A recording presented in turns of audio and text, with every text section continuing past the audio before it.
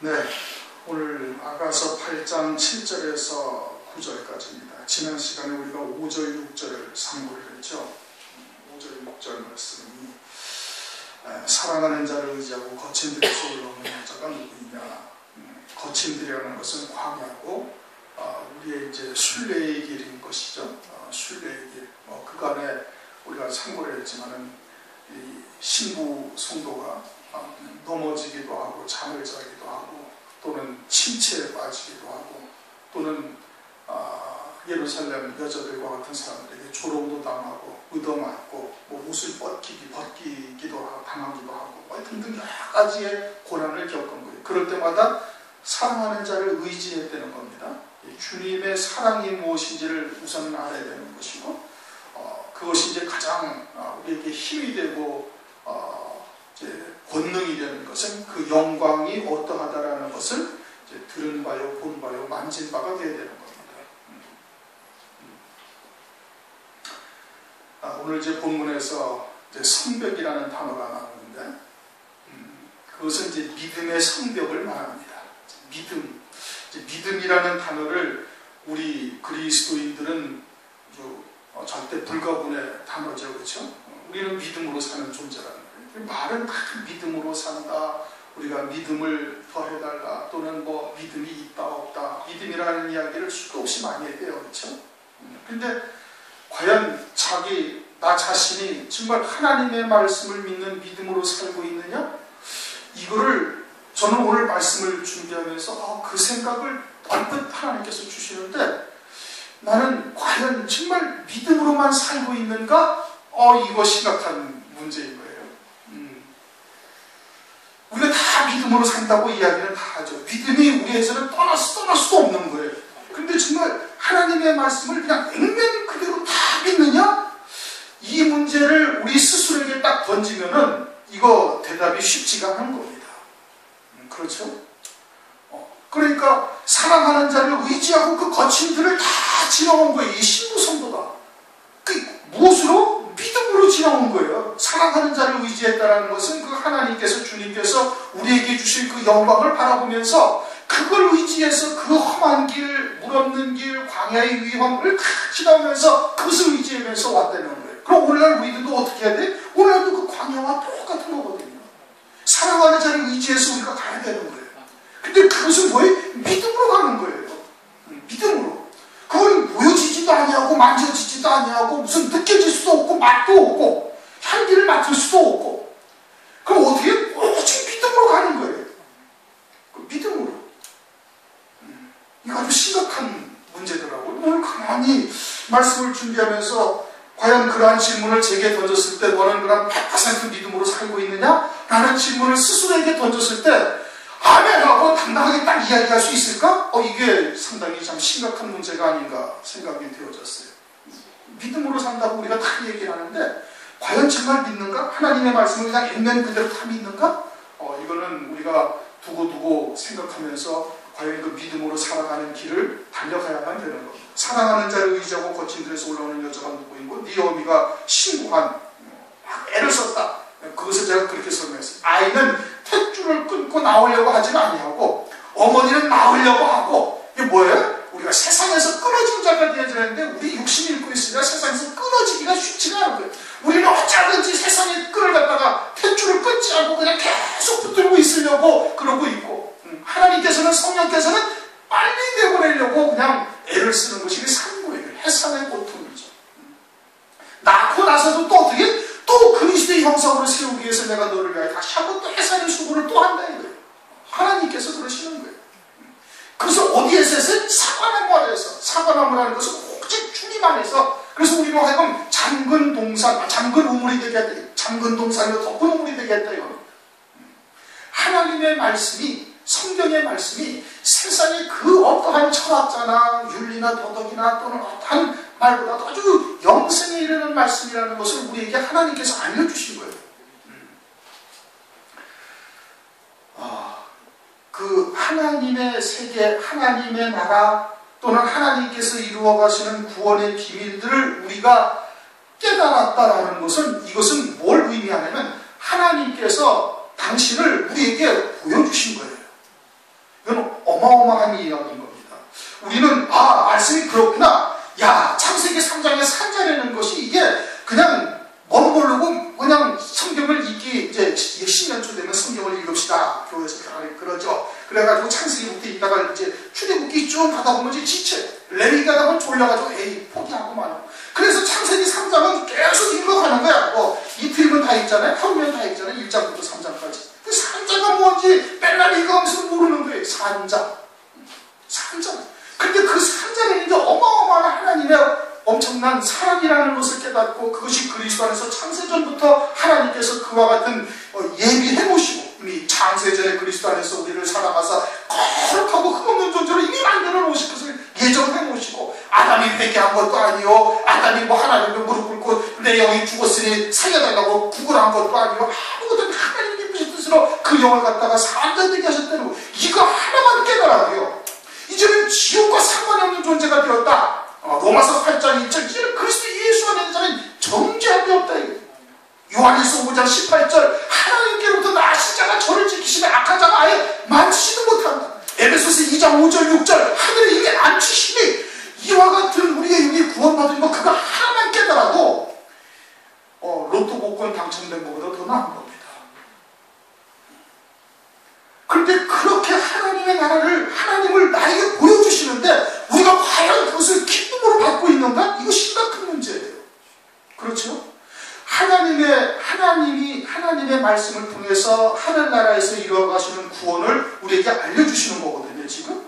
그것은 뭘 말하는 거예요? 하나님 나라를 보여주시는 거예요. 계시, 열어서 덮였던 것을 우리에게 열어주시는 거예요. 이것을 우리가 막 기도 무지무지하게 했다고 열어주시는 것도 아니고 우리가 지혜가 많아서 신학교를 한 6군데를 다니고 박사학위를 한 6개를 따고 나니까 깨달아진 것도 아니에요.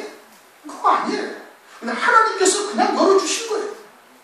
열어주신 종을 통해서 여러분들이 그냥 들은 거예요. 듣고 정말 하나님의 나라가 그렇구나 하는데 이게 뭐냐? 이게 하나님이 나에게 나타나신 거예요. 하나님의 나라 보이지도 않냐고 만져지지도 않냐고 냄새도 맡을 수가 없는 그 하나님의 나라를 나에게 지금 막 보여주고 계시는 거예요. 거기에다가 이 마지막 때 하나님께서 이루어가실 구원이 무엇이고 어린 양의 아내가 어떻게 될 것이고 그리스도의 신부가 무엇이고 그 영광이 어떠하고 새 예루살렘 성이 무엇이고 이거를 우리에게 알려주셨다는 것은 이거는 자다가 까무러칠 일은 없죠. 그렇죠? 자다가도 까무러칠 일인 거예요. 진짜 그런 거예요. 하나님이 내게 나타나신 거니까요. 하나님이 나에게 당신을 보여주신 거니까요. 하나님의 어마어마한 비밀을 창세전부터 있었던 그 하나님의 비밀을 그것을 이제 막 우리들에게 알려주시고 그와 같은 영광이 이르는 너희들을 인도하시겠다는 뜻인 거예요. 이게 엄청난 하나님의 은혜다 이겁니다. 그것은 이 세상에 어떠한 고난과 환난을 겪는다 할지라도 그것과 바꿀 수가 없는 것이에요. 그런 엄청난 은혜를 우리가 잊고 있는데 그런데 그런 하나님의 은혜를 우리는 망각하고 살아가는 거예요.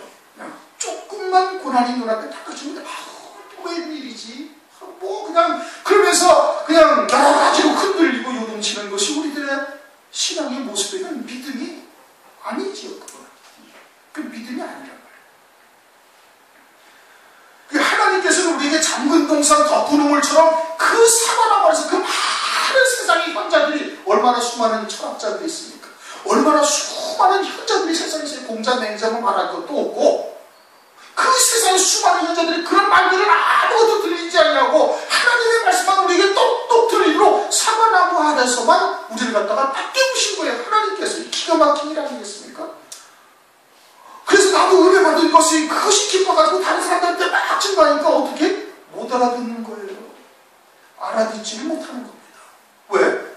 그들은 덮은 우물, 잠근 동산, 봉한 샘이 아니기 때문에 그러는 거예요. 그들은 사과나무 아래서 주님이 깨우시는 것이 아니기 때문에 그러는 거예요. 그런데 우리는 어떻게 바로 그 사과나무 아래서 우리를 딱 깨우셔가지고 그냥 사과나무만 딱 쳐다보게 만드신 거예요. 주님만 바라보게 하시는 거예요. 그런 은혜를 우리가 잊고 있다. 이거는 정말 참 기가 막힌 하나님의 은혜인 겁니다. 너는 나를 인같이 마음에 품고 그러면 우리는 어떻게 된다? 아주 도장, 인이라는 것은 도장이죠. 근데 도장을 꽉 찍으면 어떻게 똑같은 것만 나오는 거예요. 똑같은. 그렇게 우리의 마음에 새겨지고 우리에서 나오는 것이 그냥 건들면 나오는 것이 그와 같은 하나님의 말씀이 우리에게서 나와야 될 것이고, 네 팔에 도장을 두라는 것은 그처럼 베드로가 늙어서는 네 팔을, 남들이 네 팔을 걸고 네가 원하지 않는 곳으로 내려간다. 이게 순교케 주님께서 하시겠다 이겁니다.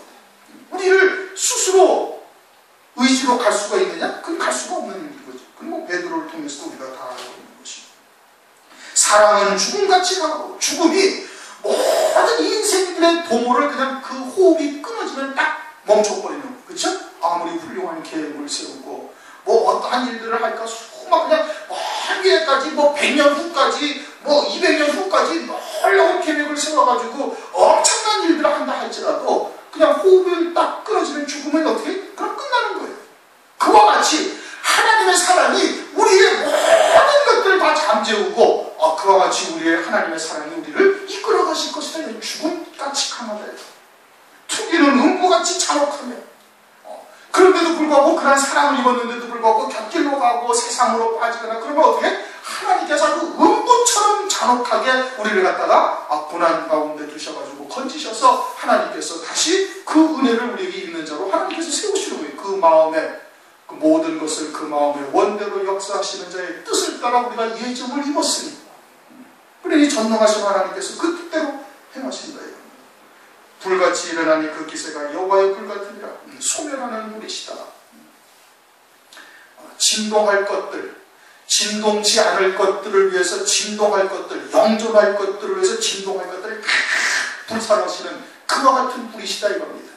오직 영생의 열매만 남을 수 있게 하시는 것이죠. 7절, 이 사람은 많은 물이 거치지 못하겠고 홍수라도 억물하지 못하나니. 그 사람은 어떤 사람이? 그리스도께서 우리를 그리스도의 신부로 세우고자 하시는 그와 같은 주님의 사랑이다 이겁니다. 그 사람은 많은 물이 꺼뜨리지 못한단 말이에요. 그 사랑의 불, 불같이 일어나니 그 기세가 여호와의 불과 같으니라 하는 이 하나님의 사랑의 불을 물이 꺼뜨리지 못하는 거예요. 일반적인 불은 그냥 물로 가서 끄면 끄죠, 그렇죠? 그럼 이 불은 물로 꺼뜨릴 수 있는 불이 아니에요. 그럼 이 물이라는 것이 일반적인 물이 아니라 이겁니다. 그렇죠? 일반적인 물이 아닌 거예요. 마태복음 24장 37절 이하에 보면 마지막 때가 무슨 누구의 때와 같다? 노아의 때와 같다. 노아의 때와 같아서 사람들이 먹고 마시고 시집가고 장가가고 있으면서 홍수가 나서 저희를 다 멸하기까지 깨닫지 못한다. 그래서 노아의 홍수를 이제 비유로 마지막 때 주의 재림의 때의 심판의 비유로 이제 설명을 하고 있어요. 그런데 창세기 9장에 가면은 마지막 다시는 홍수로 멸하지 아니하시겠다. 그래서 무지개 언약을 주셨어요. 그러면 그 노아의 홍수라는 그 물이 그런 일반적인 물이 아니라는 말씀이죠, 그렇죠? 그래서 그것을 창세기 7장에서 설명을 하시는 겁니다. 하늘에서 창이 열려 비가 그냥 한량없이 내리고 땅에 깊음의 샘이 터져가지고 막 그냥 물이 솟구쳐 올라오는 이외에서 홍수가 됐다. 그것은 뭘 말하는 거예요? 물은 말씀을 말하는 것이 말씀. 하늘에서 신령한 은혜, 그래서 하나님의 비밀도 많이 드러나게 하시고 은사도 나타나게 하시고, 그리고서는 사람의 지식, 사람의 지혜, 즉 세상의 철학이나 또는 세상의 초등학문과 다 뒤섞여가지고 이것이 생수가 아니라 이제 홍수물, 먹지 못할 홍수물이 되어져 있는데 사람들이 그 물을 다 먹어가고 있으면서 멸망당하기까지 깨닫지 못하는 거예요. 그 물은 뭐예요? 아주 생활교훈처럼 되어졌고, 아니면 기복적인 신앙, 세속적인 아주 인본적인 신앙의 물로 바뀌어진 거예요. 하나님의 말씀. 그래서 그냥 하나님의 말씀을 가지고 신앙생활을 하고 있지만 먹고 마시고 시집가고 장가가는 일이 그냥 신앙의 모든 것이 되어져 있는 것을 말한다 이겁니다. 요한복음 4장 14절에도 주님께서 내가 너에게 주는 물은 영생하도록 솟아나는 샘물이 되리라. 그 물은 뭘 말하는 거예요? 말씀을 말하는 거예요. 그런데 여기서 많은 물과 홍수라는 것은 뭘 말하는 거예요? 그것은 세속화된 혼잡된 말씀, 누룩이 섞인 떡과 같은 그런 혼잡된 말씀, 세속적인 말씀을 말하는 거예요. 그 말씀으로 말미암아서 그러한 말씀들로 이 하나님의 이러한 주님의 사랑의 불을 꺼뜨리지 못하고 억눌하지 못한다 이겁니다. 왜? 사과나무 아래서 깨우침을 받은 깨워 주님이 깨워주신 그와 같은 신앙은 봉한 샘이요 덮은 우물이요 잠근 동산이 되어져 있으니까 세상에 어떤 누구의 철학자나 또는 현자들이나 이런 말들로 또는 세상의 기복적인 신앙, 세속적인 신앙, 복받게 하는 예수 믿고 잘되고 예수 믿고 출세하고 하는 이와 같은 말씀들로서 그들 갖다가 멸할 수가 없다 이 뜻인 겁니다. 왜? 그 사랑하는 자를 의지하고 그 거친들에서 올라온 그 신앙의 경험이 있으니까. 용사, 60인의 용사, 싸움에 익숙한 용사와 같은 이제 아주 백전무장들이 다 되어져 있으니까 이제 그런 것으로 그들을 갖다가 엄물하지 못한다 이겁니다. 요한계시록에서도 똑같은 말씀이 또 있습니다. 요한계시록 12장 14절 우리 한번 읽어보실까요? 요한계시록 한 지가 이제 꽤 됐죠? 한번 요한계시록 12장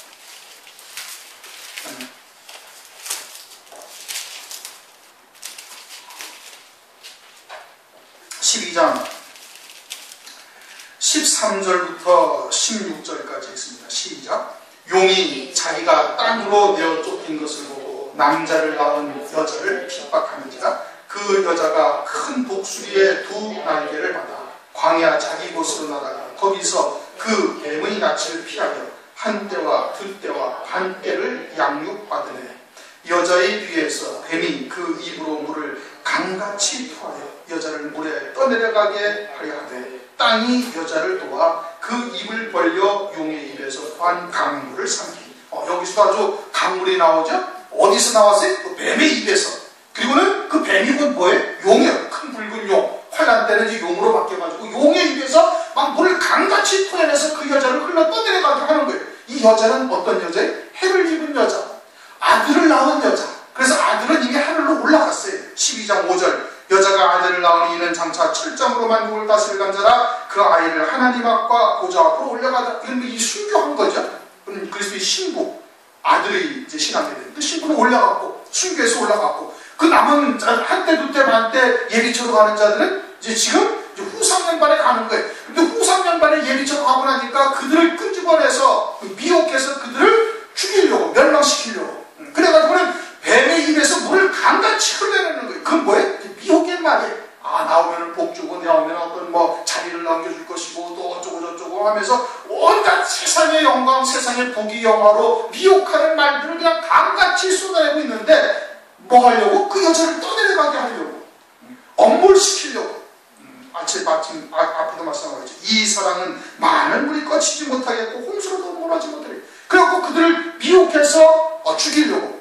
이전에도 한번 재미를 봤거든요. 환란 전에 오늘날 같은 이때에 인본적인 말씀, 세속적인 말씀들을 하고 온 교회가 다 그날 말씀으로 병들어서 지금 먹고 마시고 시집가고 장가가고 있으면서 홍수가 나서 저를 다 멸할 때까지 깨닫지 못하는 거예요. 그래가지고는 후상년반 들어서 예비처로 간 하나님의 백성들을 갖다가 그들을 갖다가 또 그렇게 미혹해서 그들을 멸하려고 하는 것이 입에서 물을 강같이 토해서 여자로 하여금 물에 떠내려가게 하려 했다. 그런 뜻인 겁니다. 그런데 땅에 있는 자들이, 다시 말하면 땅에 속한 자들이 그 물을 다 자기들이 다 받아 처먹는 거예요. 그래가지고서는 어떻게? 여자들을 갖다가 그대로 나오지 않고 예비처로 통해서 이제 주님을 만날 수 있게 하시는 것이죠. 이제 그와 같이 미혹의 말이 물이요 홍수물이 되어지는 겁니다. 그런 물이 꺼치지 못하고 엄물하지 못한다.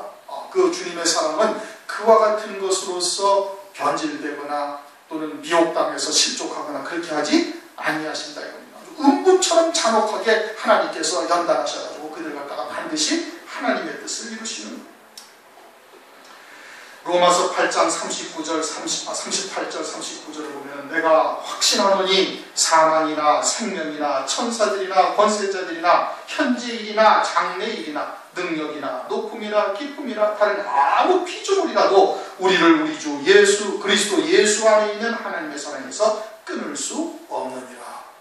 하나님께서 한번 예정하시면은 그 자는 반드시 하나님의 뜻대로 세우시는 거예요. 에베소서 1장 11절 말씀처럼. 그러므로 그 사랑은 많은 물이 꺼치지 못하였고 홍수라도 엄물하지 못하나니 사람이 그 온 가산을 다 주고 사랑과 바꾸려 할지라도 오히려 멸시를 받으리라. 사람이 그 온 가산이라는 것은 그 사람의 온 가산이 일생 동안 버는 재물, 보화 뭐 이런 걸 말하는 것이죠. 그런데 이미 앞서서 이제 물이나 홍수물이라는 것이 또 그런 말씀인 것을 얘기를 했어요. 그러니까 여기서는 또 똑같은 말씀을 반복해서 하실 것은 아니죠. 그러니까 그 사람의 온 가산이라는 것은 뭘 말하느냐? 일생 동안 믿음으로 열매 맺었다 하는 그 모든 하늘나라의 가산을 말하는 겁니다. 세상의 보화를 말하는 것이 아니고 그것은 이미 많은 물이나 홍수라는 단어에서 이미 다 들어가 있는 내용이죠. 그러니까 여기서는 그 사람이 그 온 가산이라는 것은 뭘 말하는 거예요? 일생 동안 이 땅에서 믿음으로 열매 맺은 거예요. 하늘나라에 있는 영원한 가산, 하늘에 있는 보화를 말하는 거예요. 그렇게 믿음으로 이 땅에서 열매 맺은 모든 보화를 그것으로 주님의 사랑, 어린 양이 안에 그리스도의 신부가 되어지는 그것과 바꾸려 하다가 어떻게 된다? 멸시를 당하리라. 그런 뜻인 겁니다. 우리가 이 땅에서 육신을 입고 있는 동안 일생 동안 믿음으로 열매를 맺는다 할지라도 믿음으로 열매를 맺어서 하늘나라의 그런 이제 상급과 영광들을 쌓아놓는다 할지라도 그것이 얼마나 되는가? 아주 일생 동안 맺어도 70년, 80년인 겁니다. 그렇죠? 어려서부터 할지라도. 그러나 그것은 오직 믿음으로 사는 것이 사실 아니에요. 성령으로 맺은 열매가 아닌 것이 거의 다 되는 거예요. 그렇게 참으로 은혜를 깨달은 날로부터 열매를 맺어 자라간다고 골로새서 1장 6절에 말씀을 하고 있죠.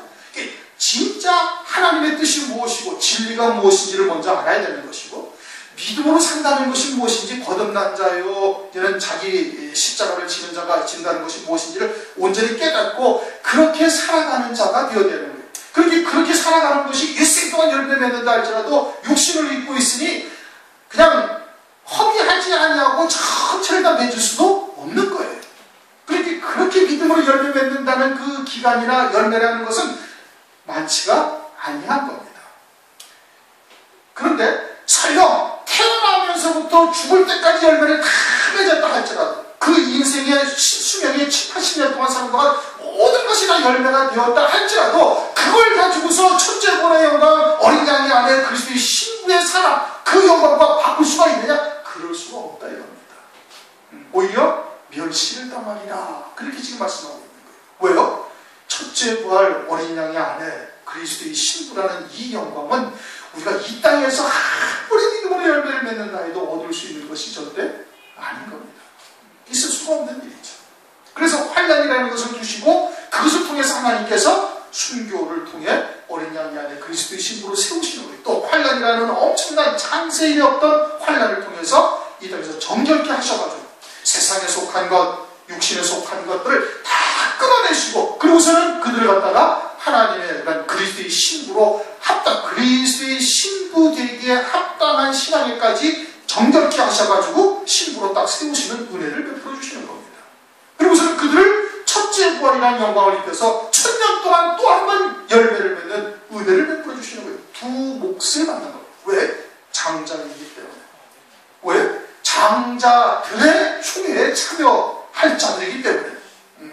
장자의 총회가 아니라 장자들의 총회. 맏아들 대신 그리스도와 함께 장자의 복을 받는 자들의 총회가 하늘나라에 따로 있다 이겁니다. 그러니 이 세상에서 일생 동안 믿음으로 열매를 맺었다 할지라도 그것과 그 사람과 바꾸려 한다면 어떻게 된다? 오히려 멸시를 받으리라. 그런 뜻인 겁니다. 8절 우리에게 있는 작은 누이는 우리라는 것은 누구를 말하는 거예요?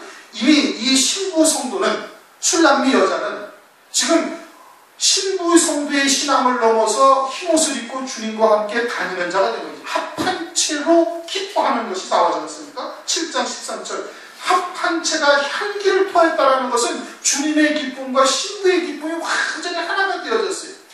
주님과 하나가 되어져서 이제는 성령과 신부가 말씀하시기를 오라 하시는도다 하는 계시록 22장 17절 말씀처럼 이제는 성령이 안에서 그리스도의 영으로 함께 하나님의 말씀을 증거하고 있는 거예요. 그게 우리예요. 그게 우리예요. 7장 11절에도 말씀하고 있죠. 10절 나는 나의 사랑하는 자에게 속하였구나. 그가 나를 사모하는구나. 나의 사랑하는 자야 우리가 함께 들로 가서 동네에서 유숙하자. 그렇게 해가지고서는 낳은 자녀가 작은 누이인 겁니다. 이제 그리스도의 신부로 세워갈 그와 같은 누이가 작은 누이인 거예요. 바울이 고린도후서를 보면은 고린도후서 11장 2절을 보면은 내가 하나님의 열심으로 너희를 위하여 열심을 내노니 내가 너희를 정결한 처녀로 한 남편인 그리스도께 드리려고 중매함이로다. 사도 바울이 복음을 증거해서 나왔죠, 그렇죠? 고린도전서 4장 15절 나왔어요. 나온 다음에 갈라디아서 4장 19절 말씀처럼 또다시 그리스도의 형상으로 세우고자 해산하는 수고를 한다, 그렇게 말씀하고 있어요. 이제는 아주 장성한 자로 이제 만드는 거죠. 장성한 자로 만들어서 어떻게 하겠다는 거예요? 정결한 처녀로 이제는 한 남편인 그리스도에게 중매하는 것이 사도 바울의 사역이에요. 마찬가지로 마지막 때 그리스도와 하나가 되어져서 두 증인 14만 4천의 종 또는 성령과 신부가 말씀하시기를 하는 이와 같은 마지막 때 사역할 종들은 이제는 주님과 하나가 되어져서 그와 같은 진리의 말씀을 증거해가지고 다른 생명들로 하여금 그리스도의 신부가 되게 하는 것이 그들의 해야 할 일인 겁니다. 그렇게 해서 말씀을 증거해서 낳은 자녀가 작은 누이인 거예요. 작은 누이. 우리에게 있는 작은 누이. 그런 진리의 말씀을 증거해서 마지막 때 환난을 통해서 이루실 구원의 비밀들을 깨닫게 하고 증거해서 그들이 그와 같은 이제 신부의 신앙을 소망하고 있는 거예요. 신부가 그리스도의 신부를 소망하고 있는 것이죠. 그런데 아직도 뭐가 없다? 유방이 없다. 그 유방은 뭐 하는 건데? 아기를 낳아서 젖을 먹이는 것이 유방이에요. 반드시 아이를 낳기 위해서는 유방이 있어야 되는 거예요. 그 유방이 어떤 유방인데? 7장 7절 내 키는 종려나무 같고 네 유방은 그 열매송이 같구나. 종려나무 같이 키가 컸다는 거예요. 종려나무가 그때 설명하기를 한 40년은 자라야 열매가 맺히기 시작을 하는 겁니다. 그래갖고 150년 동안 열매가 맺힌다는. 40년 동안 자라나는데 그 종려나무 가지가 계속 가지가 자라났다가 떨어지고 가지가 자라났다가 떨어지고 하면서 한 마디씩 자라 올라가가지고 키가 쭉 올라간 거예요. 몇십 메터로 올라간 거죠. 그래야 그때부터 열매가 열리는 겁니다. 그리고서는 유방이 뭐 같다? 그 종려나무 열매송이 같다. 종려나무 열매송이는 포도송이보다 한 10배나 한 20배 좀 큽니다. 엄청나게 이만큼씩 달려요. 그만큼 크다. 그것은 뭘 말하는 거예요? 신령한 젖을 가지고 있는 거예요.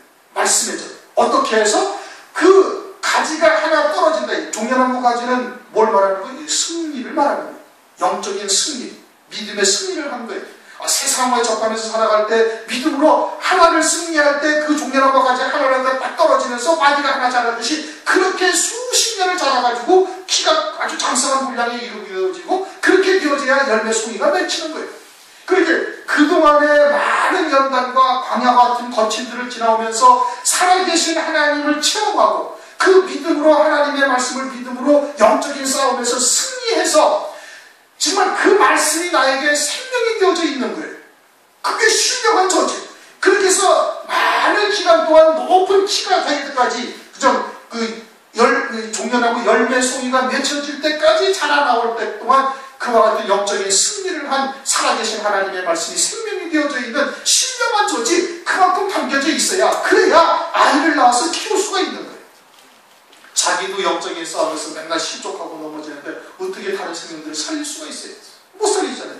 젖이 있어야 아이를 낳고 젖이 있어야 아이를 먹일 수가 있지. 젖이 없으면 아이를 낳아봤자 낳을 수도 없지만은 낳아봤자 젖이 없으면 죽이는 거예요.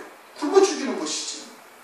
그런데 이 누이는 뭐가 없다? 아직 유방이 없다. 이게 장성한 분량이 이르지 못했다. 하나님의 말씀은 살아계신 하나님의 말씀이 생명이 되어져서 그것이 신령한 젖으로 자기에게 체험되어진 말씀, 생명이 되어져 있는 말씀, 그런 말씀이 있어야 되는데 그런 말씀이 아직 없다는 겁니다. 그가 청혼함을 받는다면, 그가 청혼을 받는다는 것은 뭐예요? 그리스도의 신부로 세워질 때가 되어지는 것을 말하는 거예요. 넉 달이 지나면 추수할 때가 이르겠다 하지 않느냐는 그와 같이 넉 달이 다 되어져서 이제 추수할 때가 되어진 이와 같은 때를 말하는 것이죠. 청혼함을 받는 때에는 오늘날이죠. 청혼함을 받는 날이 오늘날이죠. 오늘날 그리스도의 신부로 어린 양의 생명책에 농명될 때가 아니겠습니까? 풍년, 7배 풍년을 주셔가지고 하나님의 말씀을 5배나 오늘날 깨달을 수 있는 은혜를 우리에게 베풀어 주시는 겁니다. 그것을 여러분들 믿으셔야 돼요. 먹을 먹을 수 있는 자에게 하나님이 주셔요. 그리고 그와 같은 소망과 아주 갈망함이 있어야 그와 같은 것을 주시는 겁니다. 우리가 이제 영적인 갈등을 느끼게 하시는 이유는 하나님께서 은혜를 주시기 위해서 여러 가지의 갈등을 느끼게 하시는 겁니다. 갈등을 느끼게 하시는 것이 그런 것들을 주시기 위해서 그러는 것 아니겠어요? 마찬가지로 하나님께서 5배의 양식을 주시기 위해서는 그와 같은 하나님의 말씀에 대한 고민 또는 막 의문, 갈등 이런 것이 늘 안에 내재되어져 있어서 그런 것으로 하나님 앞에 막 구하고 그런 것으로 하나님 앞에 간절히 막 그냥 부르짖을 때 하나님께서 그와 같은 은혜를 우리에게 베풀어 주시는 거예요. 먹을 수 있는 분량이 되어져 있을 때, 먹을 수 있는 그릇이 되어져 있을 때 그것을 부어주시는 것이지 그냥 주시려면 주시고 마시려면 마시고 이래도 좋고 저래도 좋고 그러면 그 은혜를 받지 못하는 거예요. 하나님은 좀 주신 때인데 7년, 6년 전에 풍년에 5배의 양식을 하나님께서 주시는 때인데 그렇게 갈급하지 않으면 그것을 절대 받을 수가 없는 거예요. 그렇게 하나님께서 그와 같이 갈급함을 베푸시는 그것도 영적인 갈등을 느끼는 것도 하나님께서 성령으로 그런 은혜를 주시고자 하는 이유에서 그와 같은 것을 하시는 겁니다. 그러니까 그렇게 청함을 받았다. 그러한 갈등을 느꼈다는 것은 지금 하나님부터 부르심을 받은 거예요. 그렇게 그와 같은 갈등을 느끼고 여러 가지 고난 가운데 과연 하나님의 뜻이 무엇인지 여러 가지로 영적인 고민을 하기도 하고 그와 같은 것은 다 하나님께서 은혜를 베푸고자 하시는 것이거든요. 그렇게 청함을 지금 그것은 그리스도의 신부로 하나님께서 너를 부르시겠다고 지금 청함을 받는 것이에요. 그럴 때 청함을 받는 날에는 우리가 그를 위하여 무엇을 하고 누가 성령과 신부가 먼저 된 신부로서 이제는 두 증인과 같은 자리에 서 있는 그와 같은 신부의 신앙으로서 무엇을 해야 할까? 그들 갖다가 온전한 그리스도의 신부로 세우는 겁니다. 그것이 9절에 이제 말씀을 하고 있는 시간이 다 됐네. 서두에도 말씀드렸던 것처럼 오늘 그 말씀을 보면서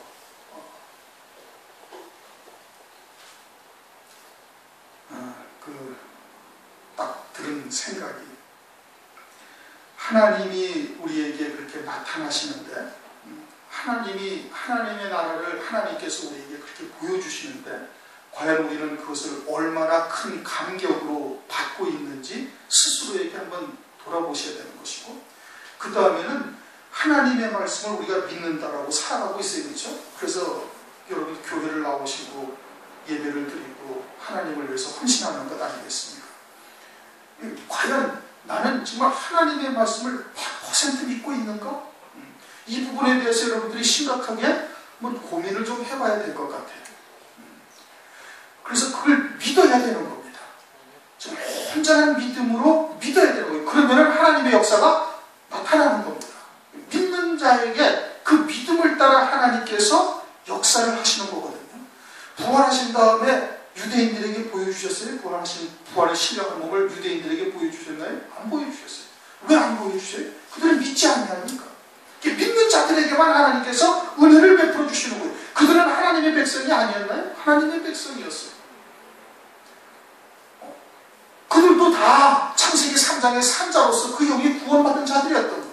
그런데 예수님을 영접지 아니하는 거예요. 다시 말하면 하나님의 말씀을 믿지 아니한 거예요. 우리들이 왜 여러 가지 하나님의 은혜나 이런 것을 체험하는 게 둔한가? 그것은 우리의 믿음과 관계가 있는 거예요.